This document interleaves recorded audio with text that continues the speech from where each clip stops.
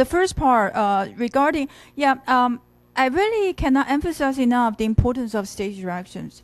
And I'm not sure how many times I read Pygmalion, but even now I still find new things, from reading in between the lines from the stage directions. And I found more and more how Bernard Shaw take pains in giving Higgins a very distinct personality. And you see a lot of the details from the stage direction. So make sure that you read the stage direction very carefully. Okay, and this is, I think, for me, a bit like reading the persons in front of you closely. In daily interactions, some of us can be really 粗线条 or quite insensitive to the other's responses, but some can be sensitive. And I think the sensitive people usually will, unless you are not, as long as you are not too sentimental, I usually believe that sensitive people will be more successful in the communication. Okay, so I think this is the same thing, reading the text or daily communication. Okay, so that's why I use this as the first unit. Okay, so the first one, which of the following is not in Higgins' lab? There are no paintings. There are etching and drawing. Black and white etchings and drawing, but no painting. Painting in the sense of oil painting or watercolor painting. Okay. Yes. He is usually described as as childish, as liking to eat. Okay. At several points, he shows his interest in food, in the chocolate or in an apple, etc. And there is a grand piano. I think later on, maybe Eliza uses this grand piano to practice playing the piano. And there is, because this is a lab, there are many instruments. Okay, the gramophone, and also there is an image of the human head with the vocal organs shown. Okay, so here are some images. If you have listened to my lecture, then this must not be new to you. I just want to emphasize this one. I found this very interesting. I think if you have seen the film My Fair Lady, then you will notice two typical errors that Eliza makes. Oh, by the way, last time when we talked about Cockney English, and then we found out that Audrey Hepburn didn't pronounce in the typical Cockney English. Then I did ask one of our teachers who know more about accents, and he said indeed the marking offered by, I think it's the Educational Board of Ohio, from one educational institute, is correct, but it's kind of like an extreme kind of Cockney, very strong accent. And Audrey Hepburn is not even British. She's Dutch, so and that's why for her to pronounce British accent is already good enough. So hers is not really typically Cockney. And with that, I modified the PowerPoint a little bit by giving you not only the one I showed to you, that resource, but also a Wikipedia explanation of what Cockney English is. And basically the two sources match each other, showing us that those are indeed the main features of Cockney English. But I think that if this is too hard for you, maybe you just need to do what like Audrey Hepburn did, and that is just imitate one or two typical sounds, like the lack of aspiration sound. Her sound. Okay, she used to say Henry Higgins, right? Henry Higgins, without the her sound.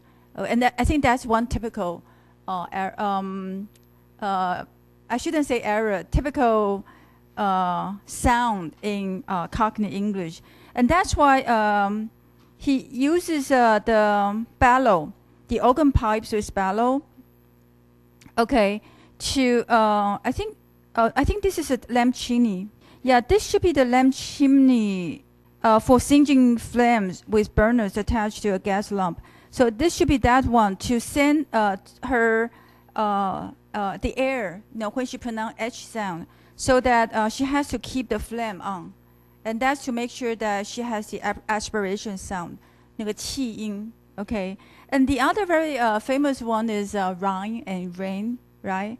There is a very famous song, the rain in Spain stays mainly in the plain, okay. Even if you don't enter for the singing contest this time, I think some of the songs are really very cute and interesting.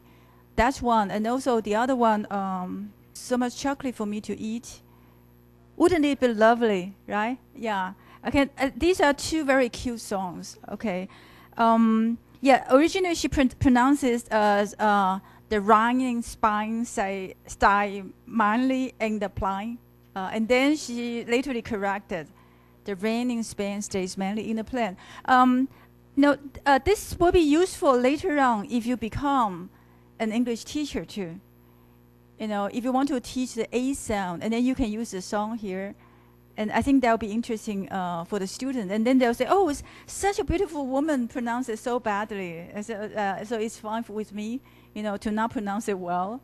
Okay, so I guess that's one usage of some films.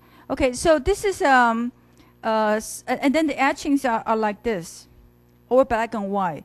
And as a contrast, in my lecture I mentioned Pre-Raphaelite paintings, but I didn't write it down. So I want to explain a little bit more. Pre-Raphaelite school is an art school which became dominant in late 19th century.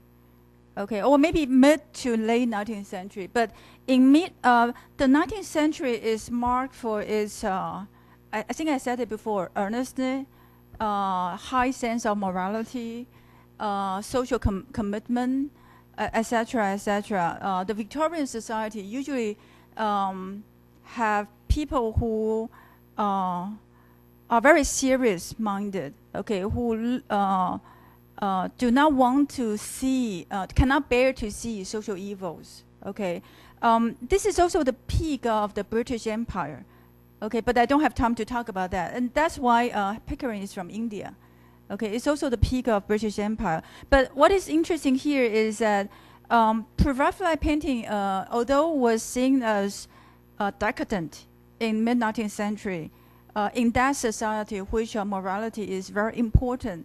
In late 19th century, it becomes fashionable. So fashionable that William Morris, his artwork was in Taiwan a few years ago. So his artworks got used even in wallpaper, and he designed wallpaper too. Okay, so it's not just like high art; it's also the so-called Art Deco. 就是那种新式的用艺术来装饰的一个 art school. Okay, so this is William Morris wallpaper.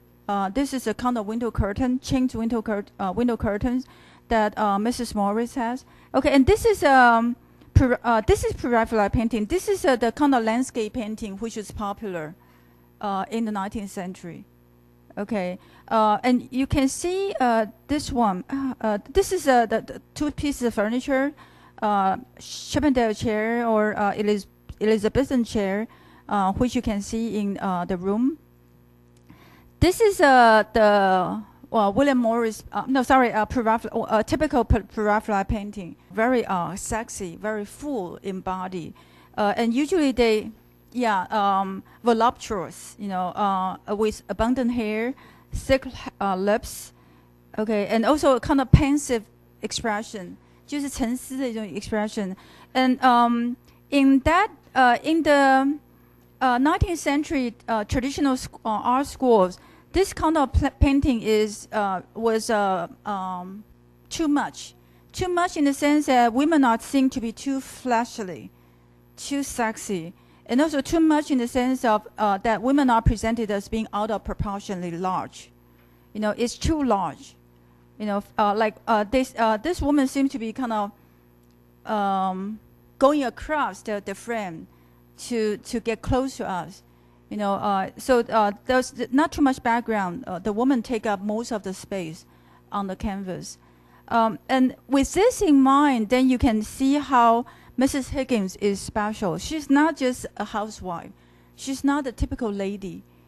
She's the one who used to define fashion in her youth and get one portrait down. Get one portrait done in the Rossettian costumes. Dante Gabriel Rossetti was the leader of the Private School. Okay, so you can try to imagine how Mrs. Higgins was quite an extraordinary woman in Bernard Shaw's eyes. Okay, but although she was rebellious in her youth, but it doesn't really mean that she's always rebellious, because in this play, at the present time of the play, she serves as also the role of a judge of social propriety. She's able to judge if Eliza does it well or not.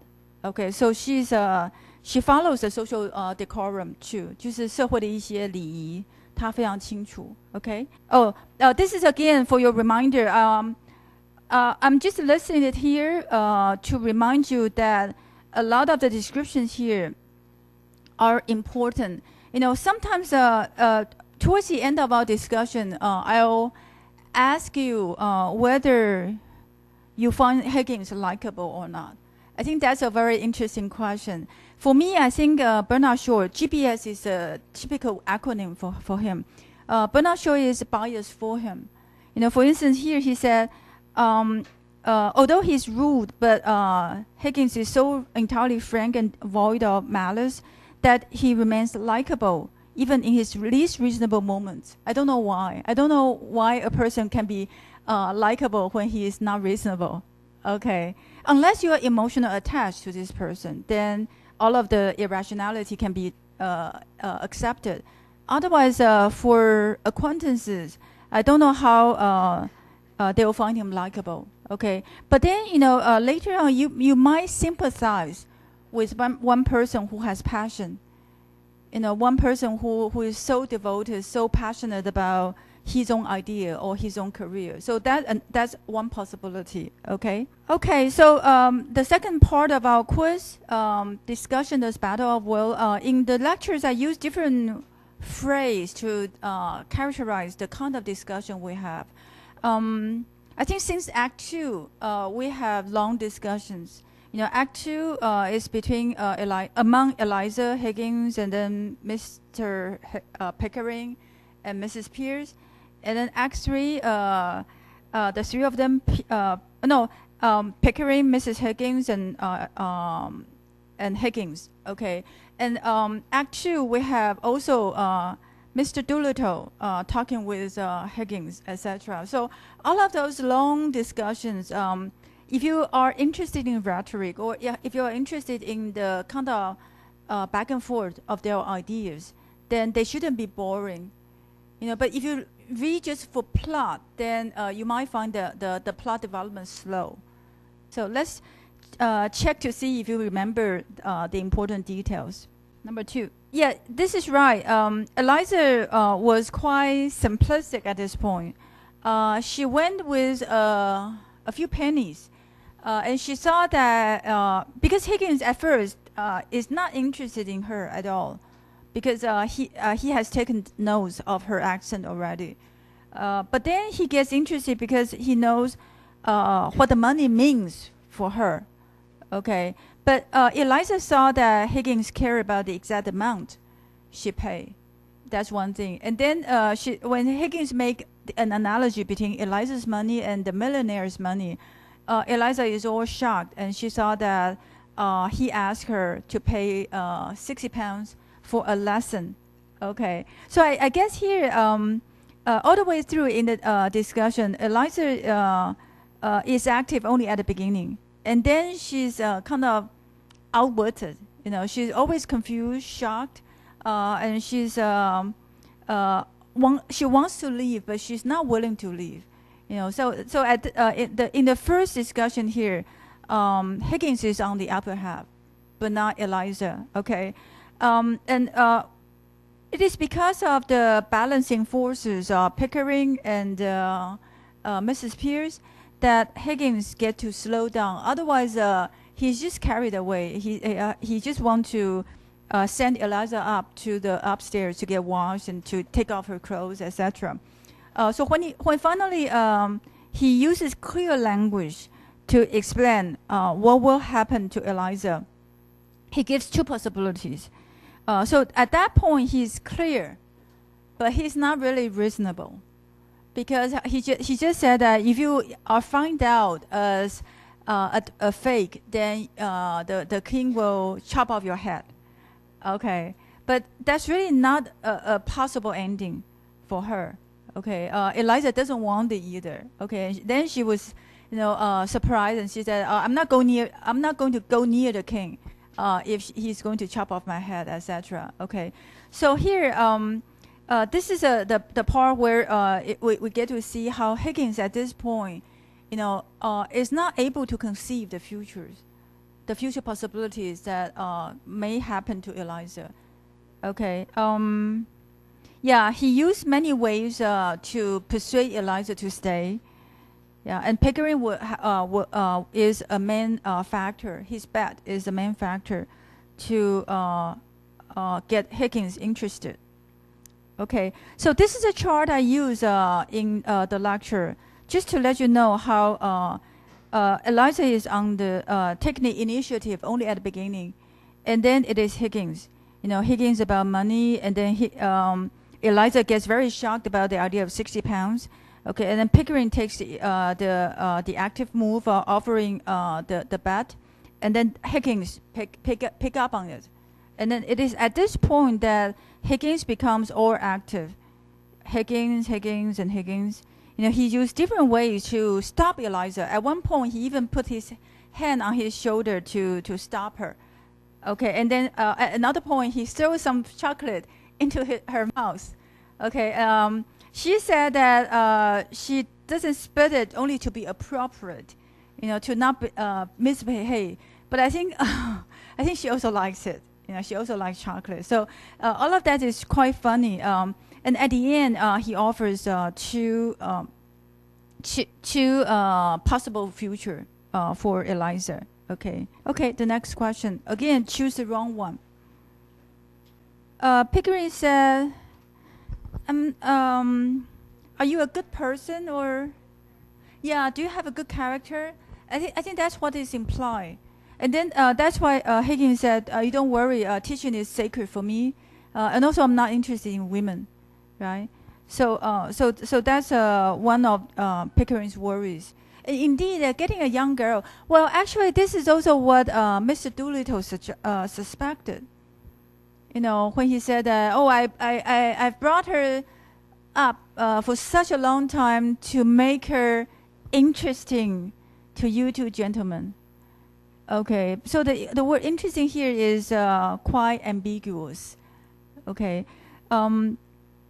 this one, the first one, yes, Mrs. Pierce cares a lot about some practical matters, about where to put Eliza, and whether Higgins has proper manners, proper language, etc. And Mrs. Higgins thinks that Eliza is sure to bring a problem to Higgins' household. And then later she said, the two gentlemen, the two guys there, they thought that Mrs. Higgins meant the family. So they said, "Oh, Mr. Doolittle does come, but he left, after we give him some money." So that's not what Mrs. Higgins intended. Mrs. Higgins then said that the problem of what is to become of her. So I think that Mrs. Higgins has a same concern with Mrs. Pierce, and that is, after you are done with her, what are you going to do? Okay, and Higgins just said, "Oh, then I'll throw her out." Okay, okay. So Higgins just is impatient with figuring out every step to take. Okay, but another thing interesting implied in this answer is that what Mrs. Higgins is not aware of, or is kind of trying to rule against, is also Higgins' emotional involvement with Eliza, because when he first mentioned the idea of I'm going to bring a girl here, then Mrs. Higgins said, so you finally have a woman or something like that. But then Higgins said, no, I'm not going to love anyone under your age. And this relation between the mother and the son is very interesting, and that's something we'll talk more about later, after we finish the whole play. Okay, I think Mr. Higgins is very attached to the mother emotionally. Okay, and then at one point, Mrs. Higgins also asked, "Do you know what I want you to do the most?" Higgins said, "Marry." Then Mrs. Higgins said, "No, take your hands out. Stop fidgeting your hands inside the pocket." And that's kind of mannerless. Okay, so I think Mrs. Higgins does not seem to care that Higgins is not married. I think she in a way seemed to like the idea that Higgins is attached to her. And then towards the end of Act 5, and this is something you are going to read, and you will see Eliza very strong, very eloquent, with her own ideas, etc. And then the last two lines will be spoken by Mrs. Higgins and Higgins. Okay, and there is something to consider Mrs. Higgins' position there too. But I'm not going to say what she said there. Okay, just pay attention to her position in relation to Eliza. She's always supportive. She's always sympathetic with Eliza, maybe until to the very end. Okay. Okay. Yes. Both of them ask what is to become of Eliza.